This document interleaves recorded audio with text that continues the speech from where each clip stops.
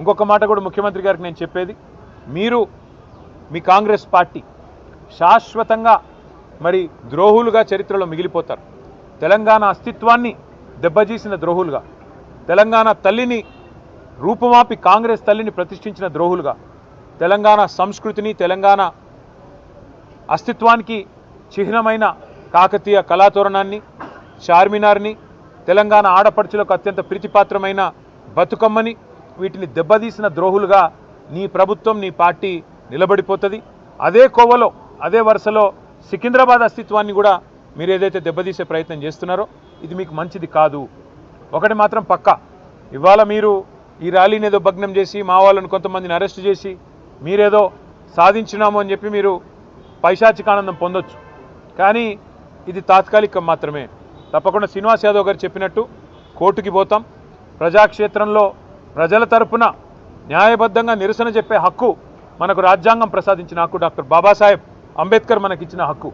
అట్లాంటి హక్కును ఈ జనవరి మాసంలో ఏ జనవరి 26న అయితే మనం రిపబ్లిక్ డేగా జరుపుకుంటామో, మరి రిపబ్లిక్ డేకి 10 రోజుల ముందు మరి రాహుల్ గాంధీ గారు పెద్ద పోజులు కొడతా ఉంటాడు కాన్స్టిట్యూషన్ పట్టుకొని, ఇగో మేము కాన్స్టిట్యూషన్ సంరక్షకులము రాజ్యాంగ రక్షకులం అని చెప్తాడు. ఇదేనా మీరు రక్షించే పద్ధతి? ఒక శాంతి ర్యాలీని భగ్నం చేసి ప్రజలకు నిరసన చెప్పే హక్కు లేకుండా చేసి ఎక్కడి వాళ్ళని అక్కడ అరెస్టు చేసి ఇదా మీరు చేసే రాజ్యాంగ రక్షణ నేను అడుగుతా ఉన్నా. అందుకే శ్రీనివాస్ యాదవ్ గారు చెప్పినట్టుగా కోర్టుకి పోతాం, ప్రజలను కూడా జాగరూకులు చేస్తాం. జంట నగరాల అస్తిత్వాన్ని దెబ్బతీసే ప్రయత్నం చేస్తున్న ఈ తుగ్లక్ సర్కారుకు తప్పకుండా ప్రజాక్షేత్రంలోనే బుద్ధి చెప్తాము. ఏదో 4th సిటీ అంట, ఫ్యూచర్ సిటీ అంట. ఫ్యూచరే లేని ముఖ్యమంత్రి ఫ్యూచర్ సిటీ కడతానంటే ఎవరు నమ్ముతాడు? ఎవరు దాన్ని విశ్వసిస్తారు? కేసీఆర్ గారి నాయకత్వంలో అధికార వికేంద్రీకరణ జరగాలి అని చెప్పి ప్రజల దగ్గరికి పాలన పోవాలి. ప్రజాపాలన అంటే నిజమైన నిర్వచనం ప్రజల దగ్గరికి ఎంత సన్నిహితంగా పాలన ఉంటే అంత మంచిదని చెప్పి 10 జిల్లాల తెలంగాణని 33 జిల్లాలు చేసుకున్నాం.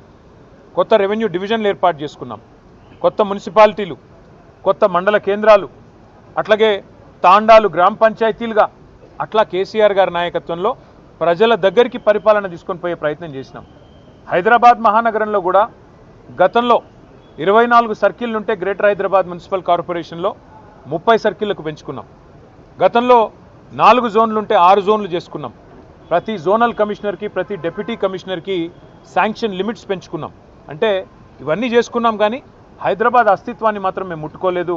హైదరాబాద్ అస్తిత్వాన్ని దెబ్బతీసే ప్రయత్నం చేయలేదు. ఎందుకంటే హైదరాబాద్ అనేది ఒక హైదరాబాద్ ప్రజలకు సంబంధించి కాదు, తెలంగాణ ప్రజలందరికీ గర్వకారణమైన ఒక ఐడెంటిటీ హైదరాబాద్ సికింద్రాబాద్ జంట నగరాలు అంటే మనం చిన్నప్పటి నుంచి వింటున్న మాట. అట్లాంటిది ఇవాళ ఈ తుగ్లక్ ముఖ్యమంత్రి ఆయన తీసుకున్న ఒక నిర్ణయం వల్ల సికింద్రాబాద్కు ఒక ఐడెంటిటీ అనేది లేకుండా, ఒక అస్తిత్వం అనేది లేకుండా సికింద్రాబాద్ని శాశ్వతంగా చరిత్ర పుటలకి మరి పరిమితం చేసే విధంగా ఈ ముఖ్యమంత్రి ఈ ప్రభుత్వం తీసుకున్న ఒక నిర్ణయాన్ని వ్యతిరేకిస్తూ ఒక రాజకీయ పార్టీ కాదు, సికింద్రాబాద్లోని అన్ని వర్గాల ప్రజలు ఒకటై, దానిలో అక్కడ ఉన్న ప్రజాప్రతినిధులంతా మా వాళ్ళు. సికింద్రాబాద్ ఎమ్మెల్యేగా పద్మారావు గారు ఉన్నారు, సనత్ నగర్కి శ్రీనివాస్ యాదవ్ గారు ఉన్నారు, అట్లాగే మరి మా నాయకులందరూ ఎమ్మెల్యేలు ఎమ్మెల్సీలు ఉన్నారు.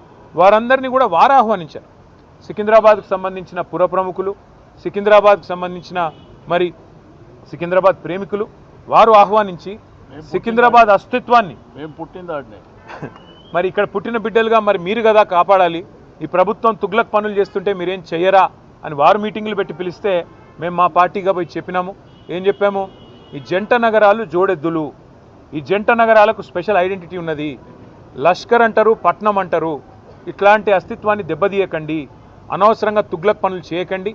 మీకు అధికారం ఇచ్చింది 6 గ్యారంటీలు అమలు చేయమని, మీకు అధికారం ఇచ్చింది 420 హామీలు ఏవైతే మీరు చెప్పారో అమలు చేయమని, మీకు అధికారం ఇచ్చింది బీసీలకు 1,00,000 కోట్లు పెడతామని మీరు చెప్తే దాన్ని నమ్మించినారు.